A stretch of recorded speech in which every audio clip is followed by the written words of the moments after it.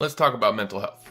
I want to dedicate this to Adam Ginsberg. Last year, some of you will remember, good friend from high school.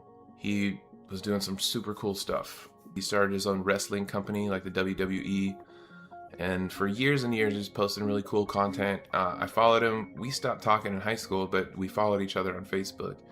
And one day last year I reached out to him. I'm like, dude, I got to get you on the podcast. We talked about it. And when we talked about the podcast, he was going through some stuff. And during the conversation, I could tell it was some drama, some heavy stuff. But, based on the tone of his voice and how the conversation went, I didn't see it the level of severity that it was. Because we booked the podcast and we had to cancel it the first time because, stuff that was going on in his life. And then we booked it again, and we talked again, and we were set to record. And the time came to record and he never showed up, and I couldn't get a hold of him. And then later on that day, all our friends from high school were posting about how he had passed away. And that kind of hit me like a ton of bricks. When that happened, kind of started a mission on the podcast to make sure that men's mental health will always be a topic that Almost Above Average touches. It's important to me because of situations like that. If you watched my video yesterday, I kind of explained a little bit about how my addictions led to suicide attempts. And the suicide attempts that I did attempt were getting better. Like, if I had another attempt, there wouldn't be an attempt. It would be for sure. So, we had a few, friends from high school come on, and we made a few episodes where we talked about mental health. But the conversation it almost dies. And I think it's a block in men. Like, men have a really hard time being vulnerable. And I really think that is the key, to be vulnerable. But most people don't want to talk about their problems. And I get it. A lot of people are embarrassed about things that they've done. I have just developed a way of dealing with it.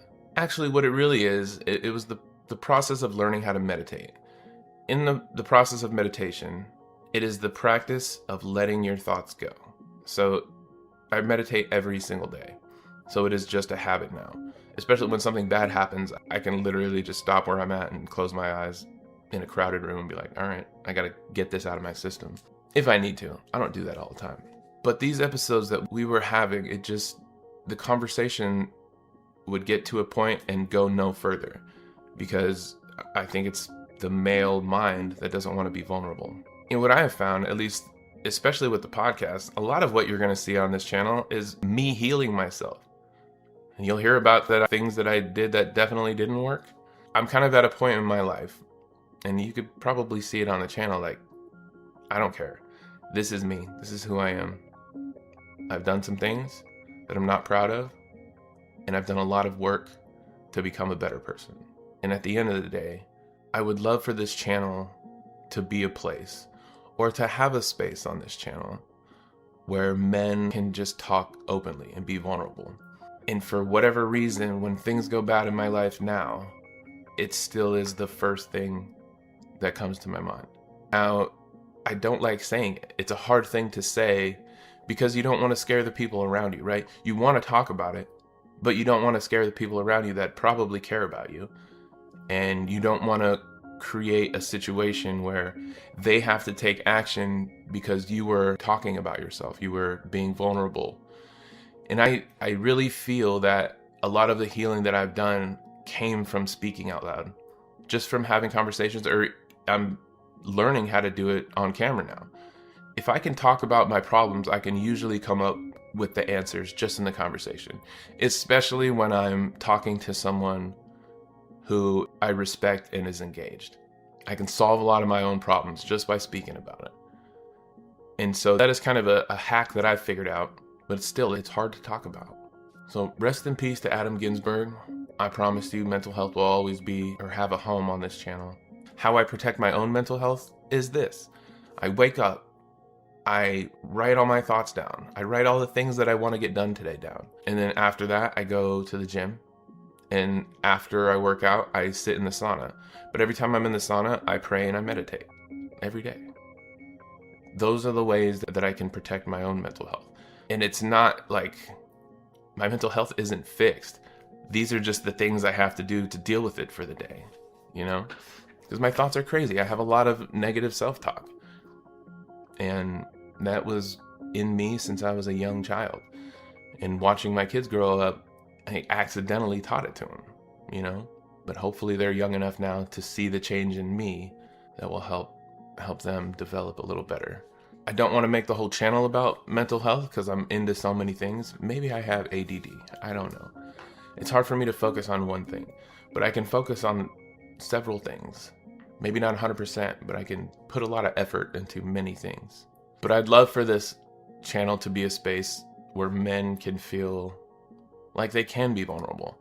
I am working up an idea right now with a friend. He owns a gym and he has a sauna around this concept that I'm talking about right now. The idea is this: it's a podcast filmed inside of a sauna. It creates a perfect environment for a conversation. Concept is this: we'll take a couple, mics into a sauna, and then we just kind of talk about our problems as men would.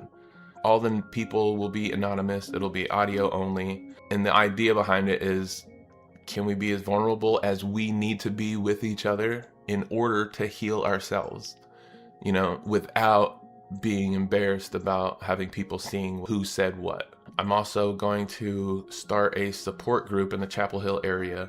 It'll be a recovery group, but it's not going to be linked to AA or NA. It'll be more like emotional recovery, networking, building community. Especially, men's mental health is a huge issue. 40% of men say they've never talked to anyone about their mental health. 40%. Men make up 79% of suicide deaths in the United States. That's about 4 times higher than women.